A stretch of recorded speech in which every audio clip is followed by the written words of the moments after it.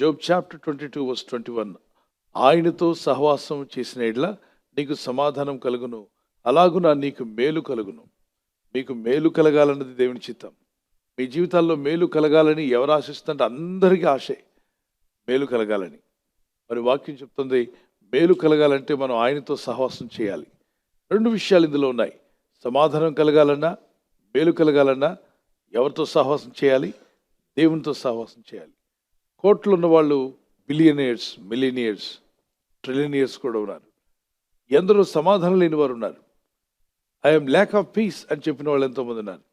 మరి యేసు ప్రభు వారు చెప్పిన మాట, నేనిచ్చు శాంతిని ఈ లోకం మీకు ఇవ్వలేదు అన్నాడు. This world cannot offer the peace what I'm giving to you.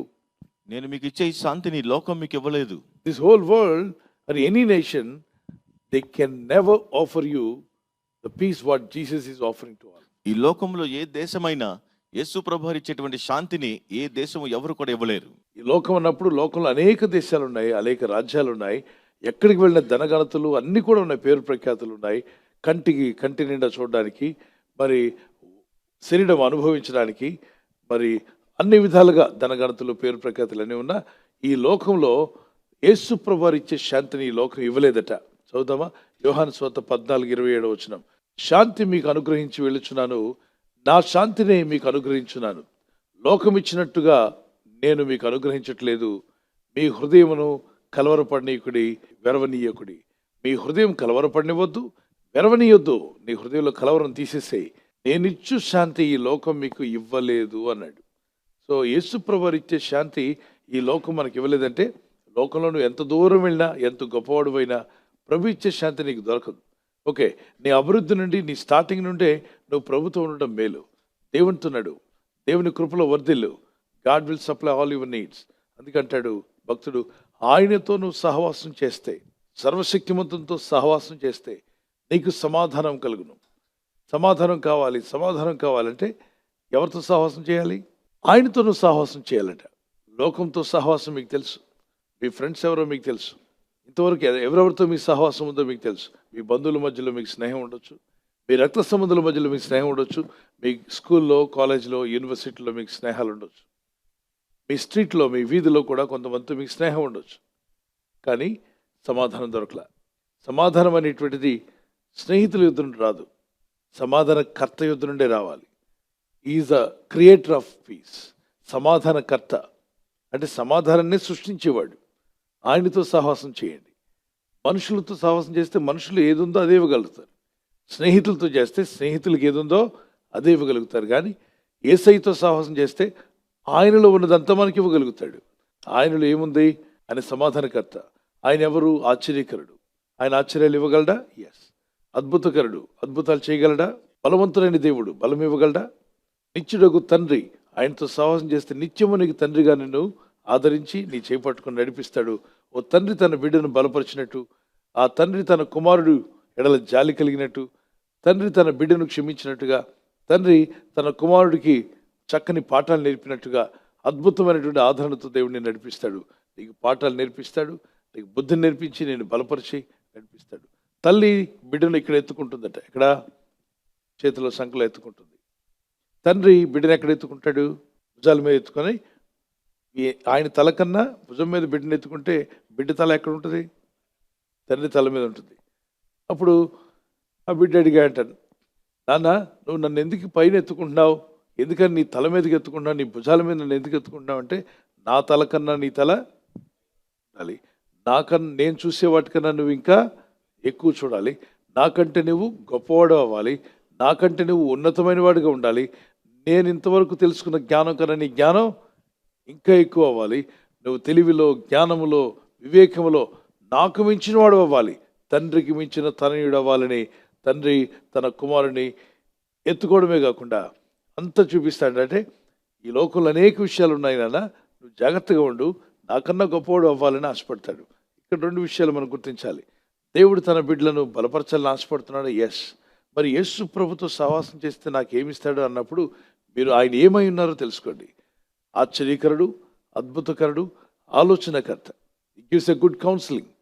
ఈరోజు నీ జీవితంలో కొన్ని విషయాలకు నాకు మంచి ఐడియా ఉంటే బాగుండు, ఈ సమస్యను ఎలా జయించాలి, ఈ పరిస్థితులు ఎలా బయటికి రావాలి, ఇంకా ముందుకు వెళ్ళడానికి నాకు మంచి ఆలోచనలు ఎందుకు రావట్లేదు అంటున్న వారికి ఈ ఉదయకాలం దేవుని యుద్ధ నుండి ప్రార్థిస్తున్న మీకు మంచి ఆలోచనలు ప్రభు దయచేయునుగాక. మంచి ఆలోచనలు కావాలంటే ప్రార్థించండి. ప్రార్థించినప్పుడు ఒక డైరీ పెట్టుకోండి. దేవుని సన్నిధిలో ప్రార్థించి ఉదయకాలం కనిపెడుతూ వేడుకుంటున్నప్పుడు కొన్ని ఆలోచనలు ప్రభు ఇస్తాడు, వాటిని డైరీలో రాయండి, రాసి ఉంచండి. మళ్ళా ప్రార్థించండి.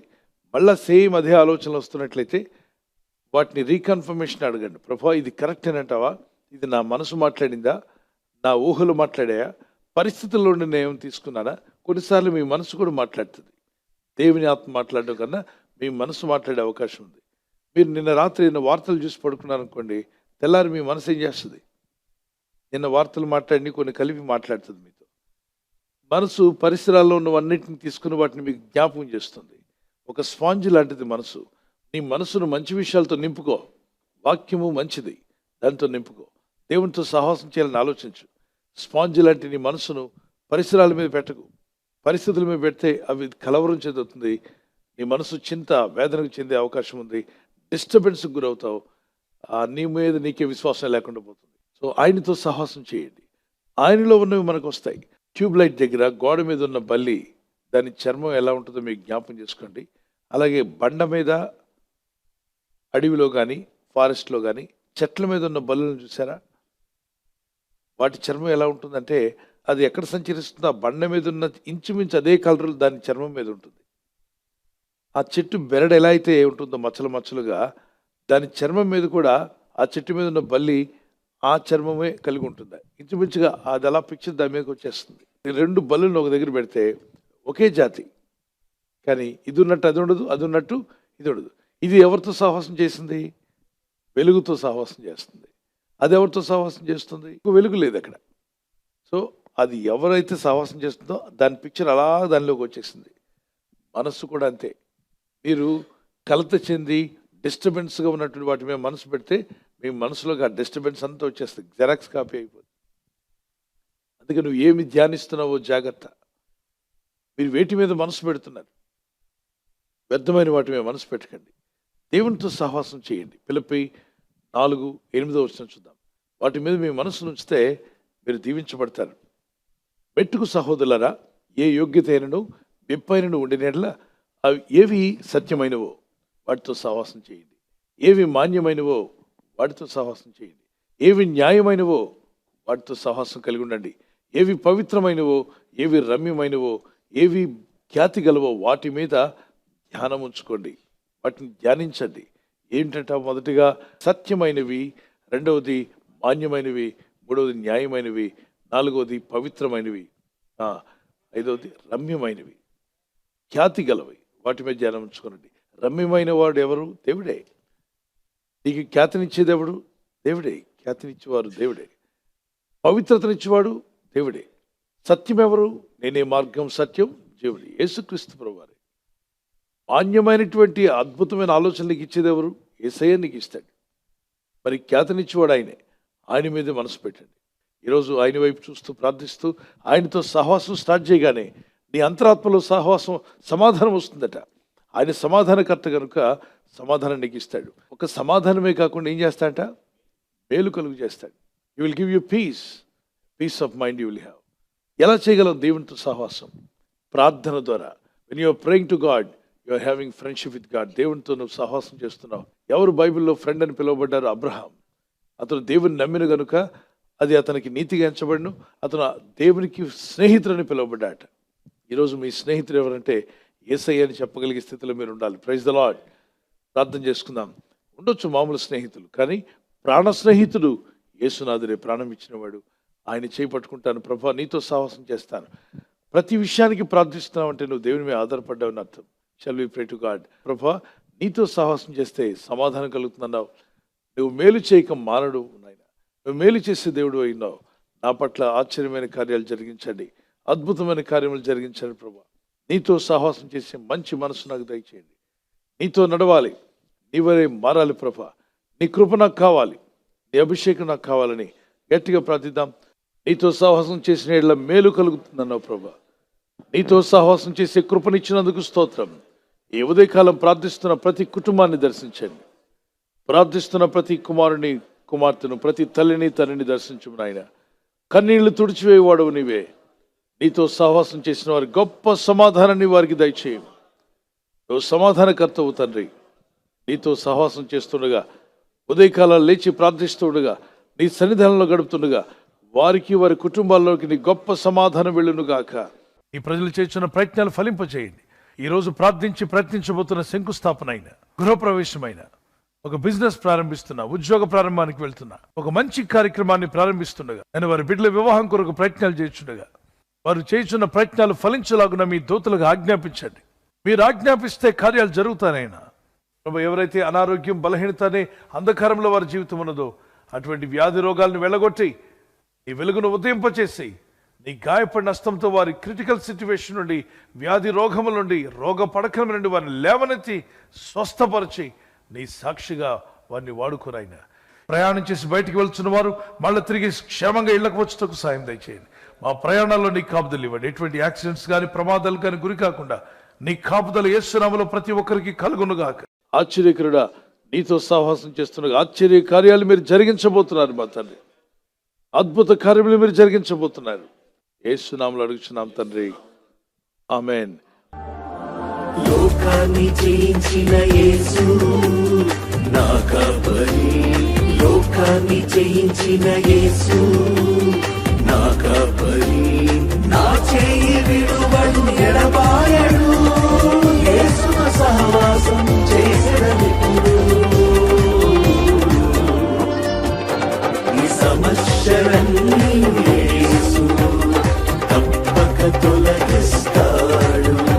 ఈ సమస్యలన్నీ యేసు తప్పక తొలగిస్తాడు. సజీవుడేసే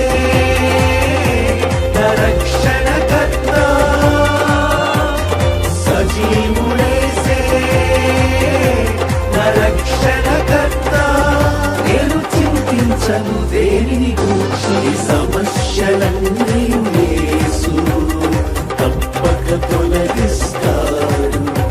ఈ సమస్యలన్నీ యేసు తప్పక తొలగిస్తాడు. బర్త్డే జరుపుకున్న వారికి happy birthday to you, many more returns of the day.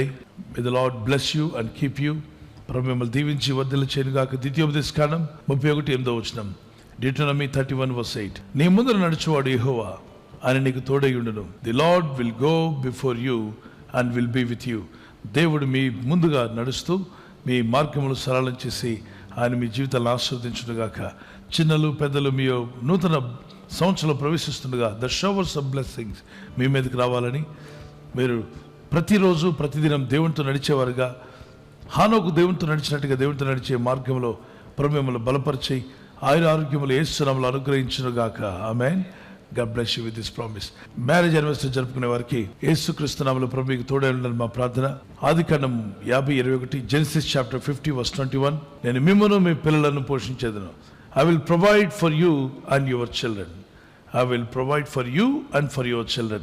ఈ వాగ్దానం మీ పట్ల నెరవేరునుగాక. భార్య భర్తలుగా ఆత్మీయతలో, వాక్యంలో, ప్రార్థనలో ముందుకు సాగండి. ప్రేమానురాగాలు కలిగి ఉండండి. భార్య భర్తకు లోబడాలి అన్న వాక్యానికి లోబడండి. భర్త భార్యను ప్రేమించాలి అన్న వాక్యానికి లోబడండి. మీ కుటుంబాలు ఈ వాగ్దానాలతో దీవించబడి వర్ధిల్లుగాక. Many more returns of the day. ప్రభు అక్కడ ఆలస్యమైతే సిల్వర్ జూబ్లీ, గోల్డెన్ జూబ్లీ, అలాగే ప్లాటినం జూబ్లీ జరుపుకునే కృప కూడా దేవుడు మీకు దయచేయనుగాక. ఆమేన్. God bless you. We wish you all the best.